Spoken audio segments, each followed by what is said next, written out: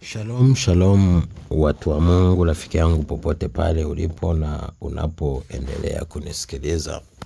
Mungu ametupa neema leo tujifunze, na leo tuna topic inasema kwa nini ukiwa unasoma neno unaona mwanga kwenye maandiko.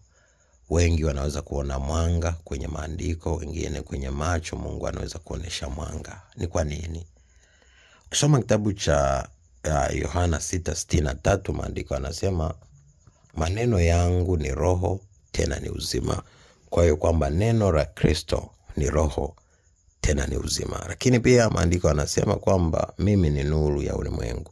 Yesu Kristo ni nuru ya ulimwengu. Kwa hiyo maneno yake ni nuru na Yesu Kristo ni neno. Ukisoma kitabu cha Yohana 1 kuanzia mstari wa kwanza mpaka wa 14 maandiko anasema hapo mwanzo lilikuwepo neno, naye neno alikuwa ni Mungu, naye neno alitoka kwa Mungu, na ndani yake ndimo kuna uzima. Ule uzima ulikuwa ni nuru ya watu, na hiyo nuru yang'ara gizani, wala giza halikuweza. Lakini pia tunaona kwamba nalo neno lilivaa mwili likaja likakaa kwetu, tukauona utukufu wa Mungu, wa mwana pekee wa Mungu aliyejaa neema na kweli.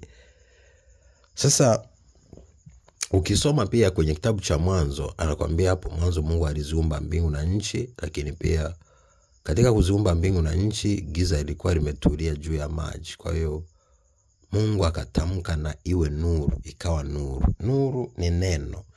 Akatamka ina maana ni neno likatamkwa.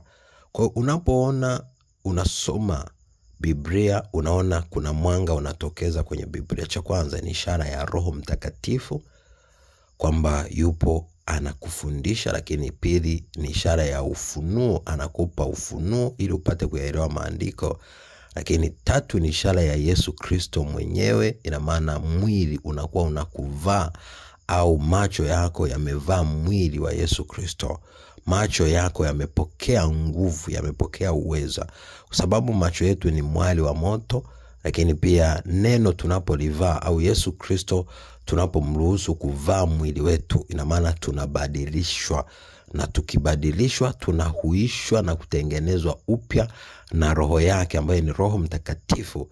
Hivyo tunabeba au tunaongozwa na nafsi mpya ya Kristo ambayo ni nafsi ya Baba mwenyewe, ya Mungu Mtakatifu. Kwa hiyo ukiwa unaona hivyo sio tatizo, ina maana ni jambo ambalo Mungu anakudhihirishia, au Roho Mtakatifu anakudhihirishia kwamba yupo anakuongoza, na ni neno la Kristo kweli, na unapata matokeo na ufunuo ambao utakuongoza na kukupa matokeo. Lakini pia ni ishara kwamba giza linaondoka au limeondoka ndani yako, ina maana sasa mwili wako ni nuru.